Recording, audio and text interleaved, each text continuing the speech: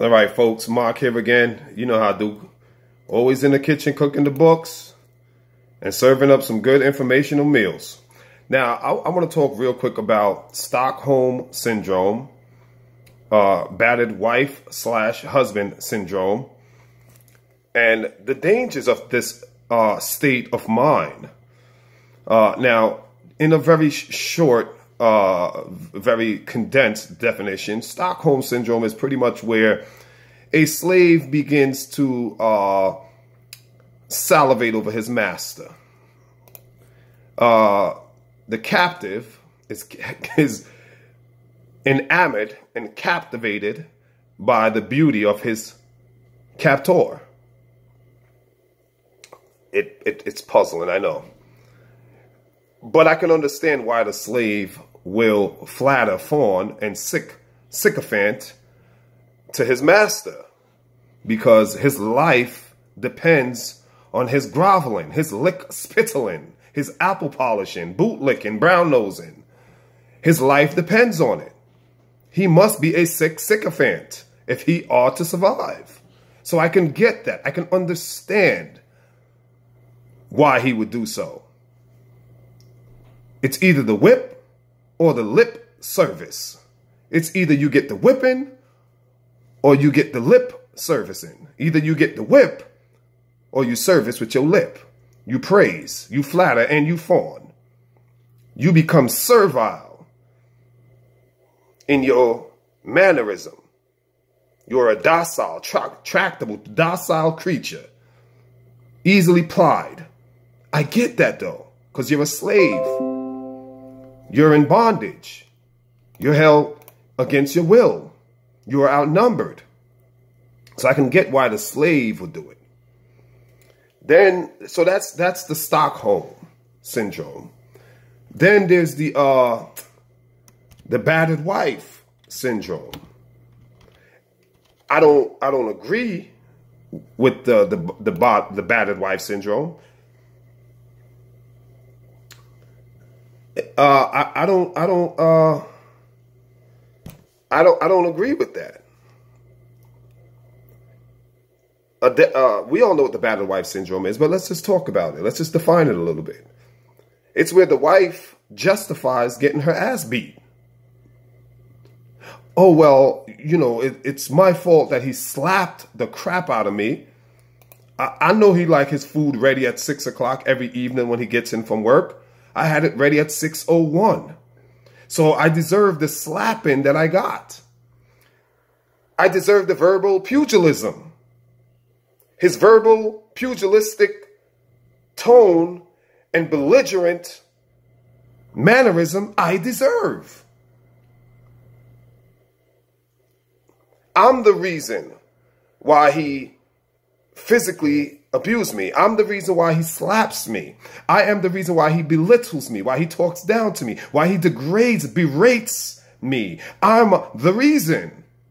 Why is this, you may ask? Well, again, he likes his slippers ready when I come home. When he come home, he likes to have his slippers, his cigar, his food, and you know, I screwed it up. I didn't have it out in the exact order. I had his slipper, but I didn't have his cigar. I had his cigar, but I didn't have his plate. I had his plate, but I didn't have his slipper on his cigar. Oh my God, I deserve to be slapped. This is the battered wife syndrome, where you start to justify your imprisonment. You start to justify your malicious, malign treatment. Not only do you rationalize it, but you make excuses for the one who is inflicting this pain upon you. I'm going to say that again, because we're going to get there. You start to justify,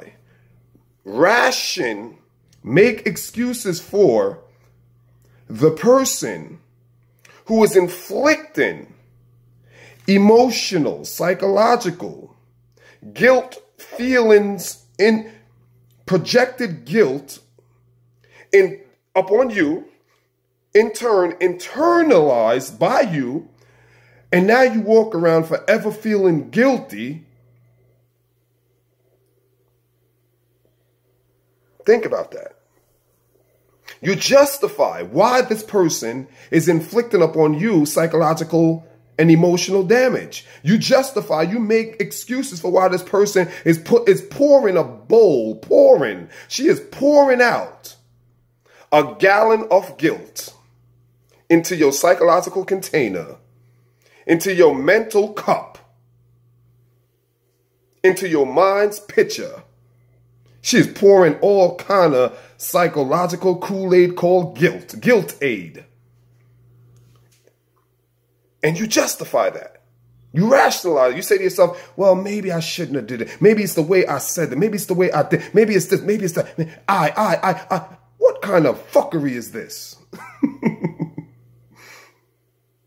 Battered wife syndrome.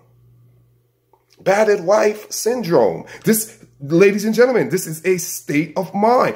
If you're in a relationship where you are constantly made to feel guilty about breathing, I'm exaggerating here, I'm hyperbolizing.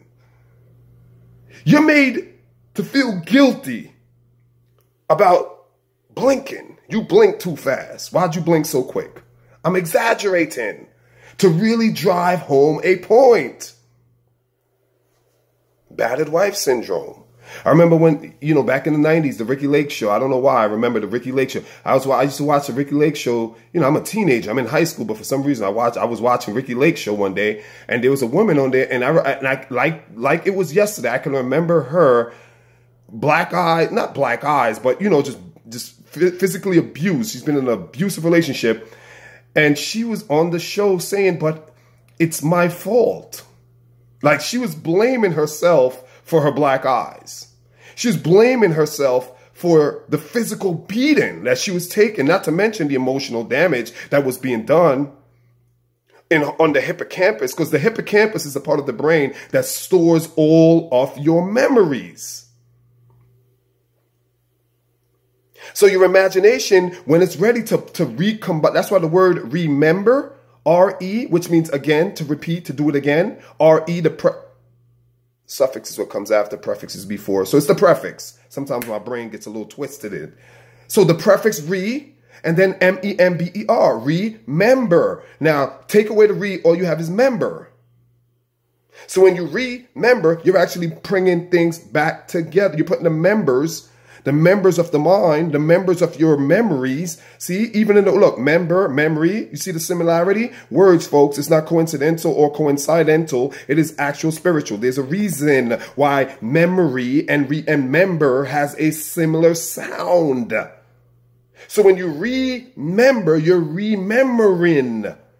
You're putting the memories back together. Remember, they were once together, they went apart, now you put them back together, you establish the memories.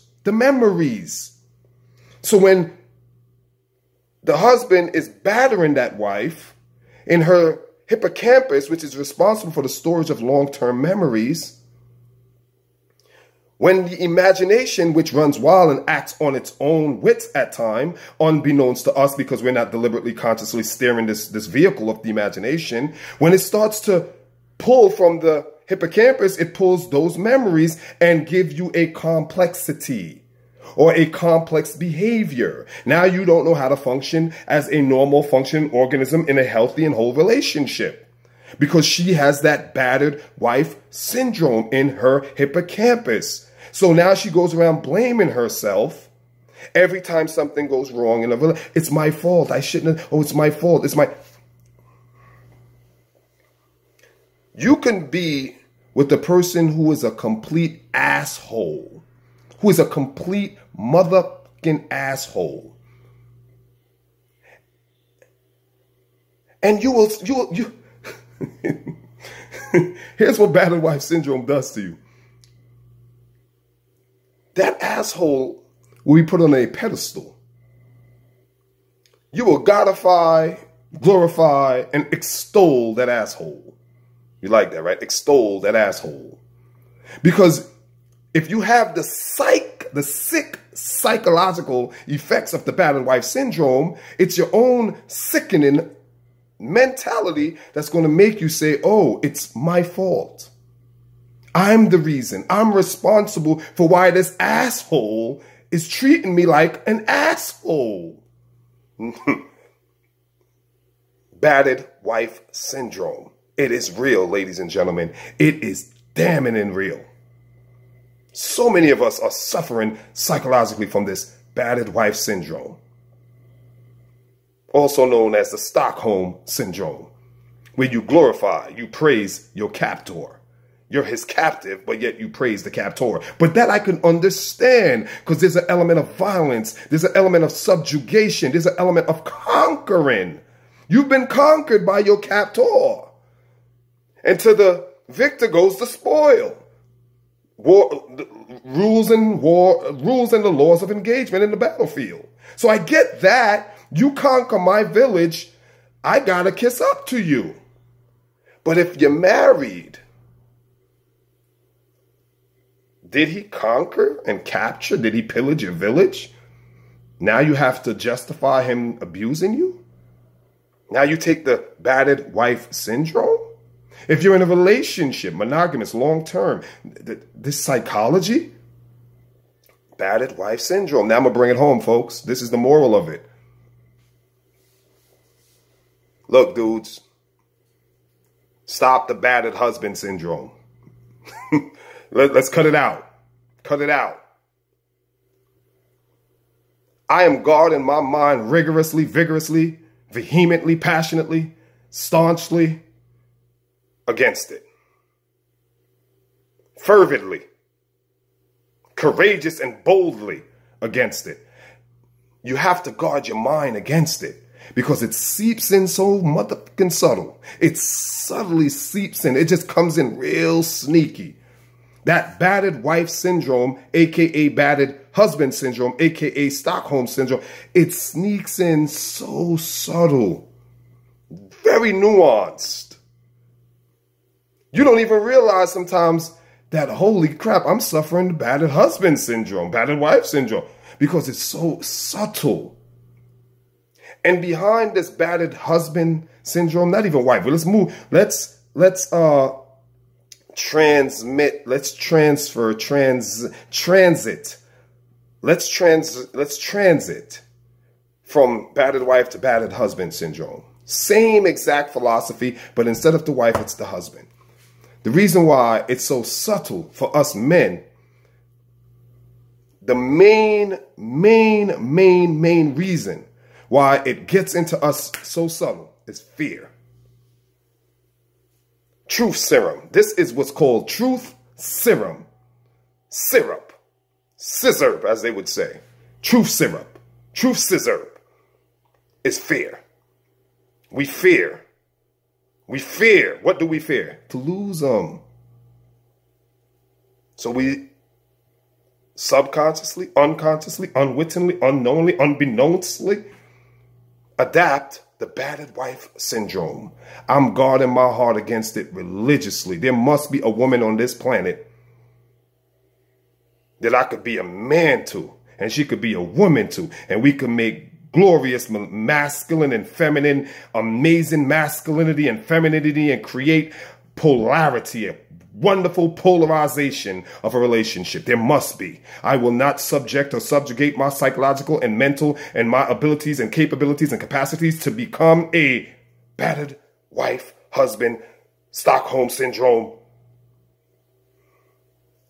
It's just not happening. It's not happening. I will not let an asshole. I will not justify the behavior of an asshole. Here's the thing, too, gentlemen. We must understand this. As men, the word men, Latin mens, means mind. Mind. Mind. We must exercise the mental, the mind. And as men, we're called to be leaders, teachers. We must first know how to lead ourselves, teach ourselves, and be willing to learn before we can teach another. And here's the thing, gentlemen, ladies too, but I'm speaking specifically to my brothers. If I'm in elementary school, I don't want to stoop too high. I don't want to go too high. If I'm in elementary school and my partner, my lady, my significant other, my other half is giving me a response or some kind of behavior or we are engaging and she's giving me a response that is first grade or pre-K. Her response is pre-K. I'm in elementary school, so let's say I'm in 3rd or 2nd grade. Psychologically, it's an analogy. Role play with me. Imagine. Use your imagination here. It is a disservice. Listen to this and listen to this carefully. It is a disservice to my other half should I know that she is giving me a pre-K explanation to a situation, and I being in 3rd grade knowing that she's giving me a pre-K, pre-kindergarten explanation to a situation, and out of fear, because that's the real motivation, out of fear, I do not put my hand down to bring her up to 2nd or 3rd grade where I am. But rather, I stoop down to pre-K for the sake of what? Fear. Fear. And don't fall for the nonsense. Oh, we're not going along to get along. Oh, sometimes you got to give up your right. Oh, sometimes you just got to. That's nonsense. That's nonsense. Context makes everything. Certain situations, 100%. But we're talking about life-altering decisions here. If you and your spouse are facing life-altering situations, life-altering modifications, and you know the person is telling you something that is pre-K, and you're in 3rd grade, you're not in college, you're not in high school, you're not way above them. If you're with them, that means you guys are similarity in terms of brain waves. So, but they're just a little below. So you're not too high, you're not too, but they're a little below. And this is a life-altering. This is a very serious conversation, very serious situation, like make or break type thing. You are doing your partner a disservice if you continue to stoop down to pre-K levels with them just so that they don't get upset with you, just so that you can, out of fear. It is better that you elevate them up. Life is about upward and onward and forward mobility and growth and aspirations of higher and higher consciousness and awareness. Do not do your partner a disservice by keeping them in the dum-dum box. You are doing your partner as a man. You are doing your significant other a disservice because you fear to lose them, or you fear that you just fear. There's some fear there. So therefore, you are not going to bring them up. Bring them up. Don't bring yourself down. That's just my 2 takes. That's just my 2 cents. Battered wife syndrome.